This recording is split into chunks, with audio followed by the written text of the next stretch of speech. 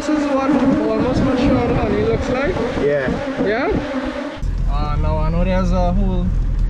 Hey, is this honey real in Trinidad? So, Oh yeah, as soon as people hear sugar syrup, they get tizzy. And more on that later in this video. What's up, my Trinbago Vibe peeps? Welcome to another edition of Trinbago Vibes. So in this one, we're actually doing a little beekeeping here at Pharaoh Apiaries.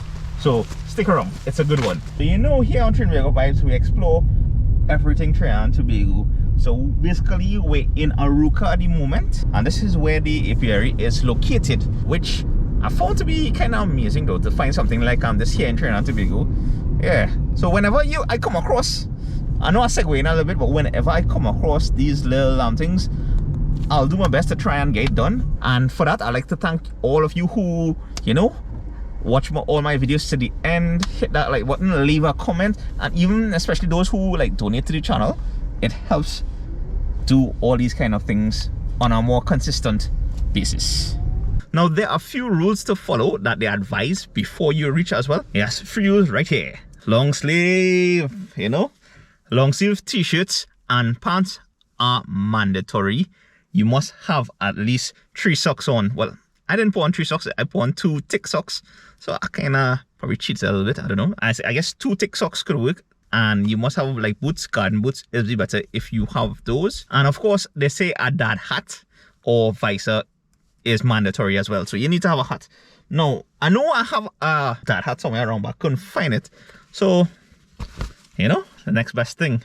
Right, so the main type of bees that they have here at the apiaries is African bees. So right now, I'm just signing a waiver to indicate that if anything has happened to me, they are to assume no responsibilities. So that is also a point to note. Yeah, there's a waiver to sign before we head down to the tour itself. So if you are allergic to bees, I don't recommend this. Now, this is Khafre Pilgrim, one of the beekeepers here at Pharaoh Apiaries. The last honey flow season, we are currently in the honey flow season, but unfortunately I haven't harvested any honey yet. Oh, serious? So yeah. I didn't realize they have seasons to harvest honey. I thought it used to be like year round. Yes and no. No, there's a main season. Yeah.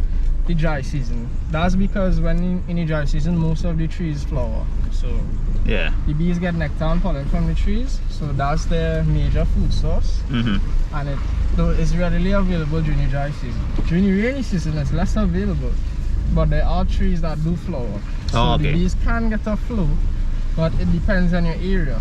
So my area here, yeah, my flow season, what we like to call flow and dirt. Flow is when there's abundance of resources. Dirt is when there's a negative of resources. Yeah. So my flow season is the dry season, and my dirt season is the rainy season. Oh, okay. So during the flow season, during tours we harvesting honey when it's available, and during the rainy season, we have to feed our bees pollen patties and sugar substitute. Now I know there's a whole, hey, is this honey real in Trinidad?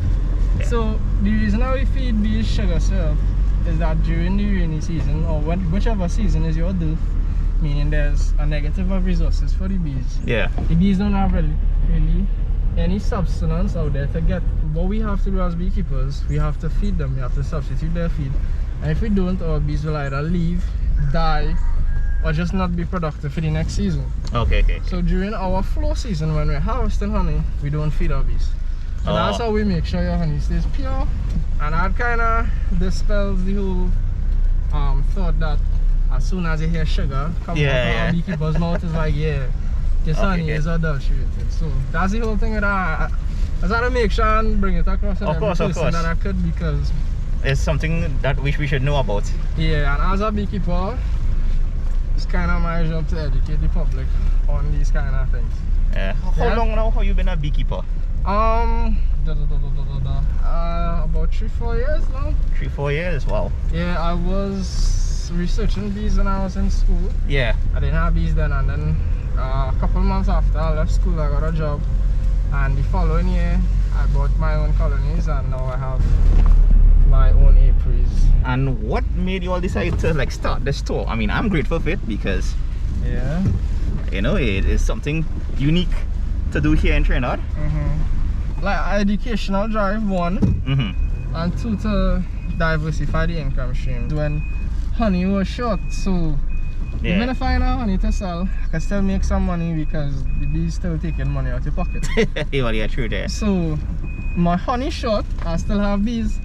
I could bring people, show people, educate. I could support the bees and the bees could support me. The suit is triple layer vented protection. Yeah. There's 3 layers in here. That gives you about 5mm distance away from a bee stinger. The stinger is about 3mm long. Yeah, so you still have 2 So millimeters. you still have 2mm. Plus, okay. And it's built. Most bee suits don't really come like a tight jeans. Yeah, They yeah, come yeah. with a little room, so you have the 2mm plus probably a couple centimeters Okay. built into the suit. The gloves is goat skin. Okay. I was telling you about the propolis. The gloves isn't really dirty. This is just propolis. Okay. Remember, the propolis is antifungal, antimicrobial, antibacterial, anti-inflammatory. Yeah. A whole bunch of good stuff. So the goat skin is not penetrable by the bees.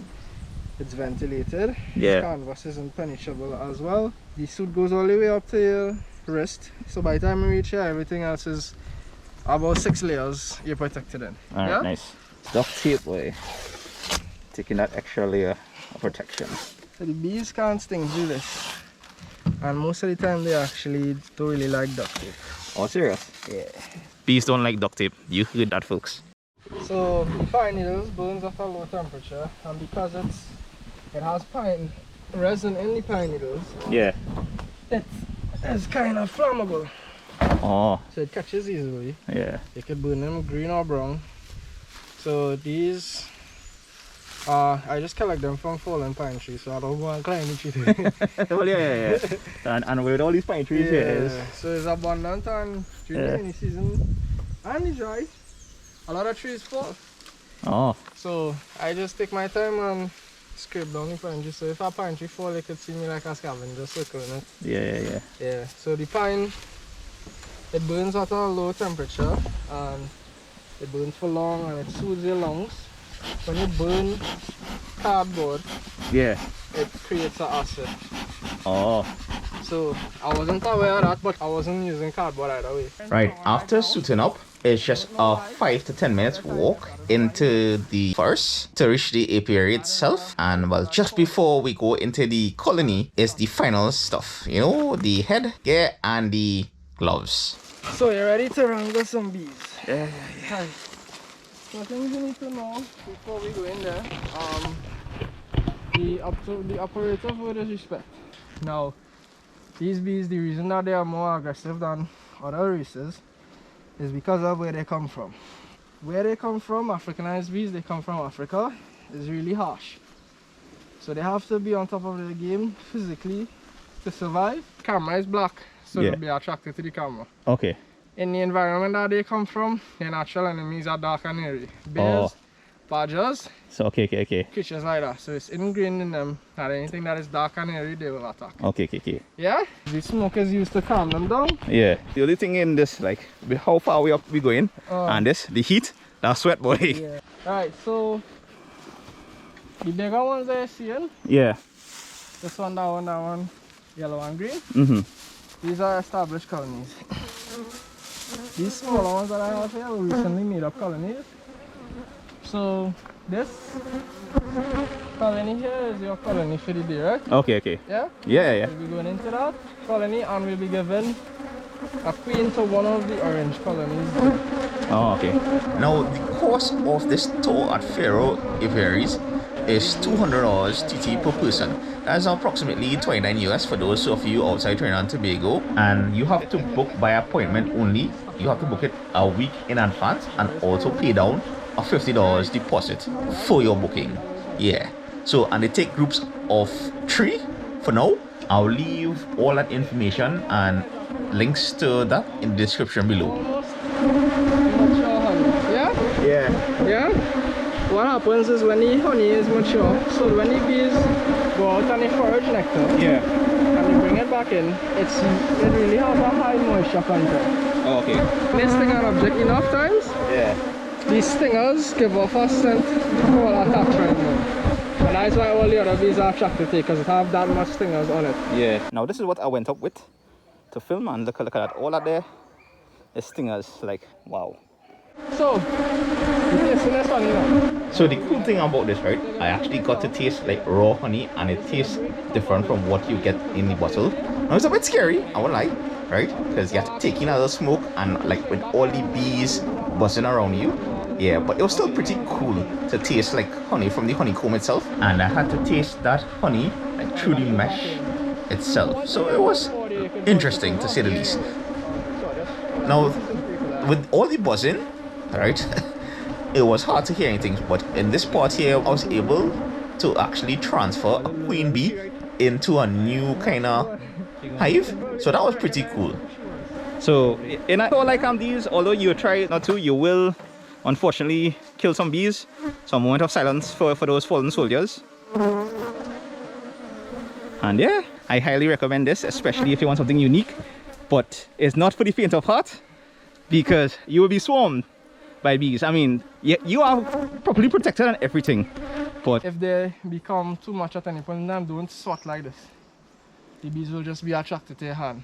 You have to remain calm. So the rain actually held up, which was perfect. I mean, the sky is still, you know, but this was amazing. It's a unique experience. I had all these bees. I'm not sure how much you would have heard us talking because of the buzzing, the bzzz, Pharaoh Apiaries. Pretty awesome tour, and well, the bees happen to love me more than usual. Khafre was an epic tour guide with a wealth of information, and also to note, it is 12 years and up, because you interacting with these natural bees. Well, you interacting with bees in their natural kind of habitat, and they was all up into your face. Oh yeah, I forgot to mention, right? You will be smelling like smoke once you finish it all, because I mean, you're dealing with bees, and you have to control them. You control them with smoke. Pharaoh Apiaries with Khafre Pilgrim, definitely worth checking out and trying. Well, once you are game to do so, let me know in the comments below if you'll give this a try. I'm curious. Trinbago vibes. This was fun, and it is a sweat down, so yeah, long sleeve, and look at this sweat already. All right, I'll see you in the next one. Time to probably go get some food now. Yeah, later.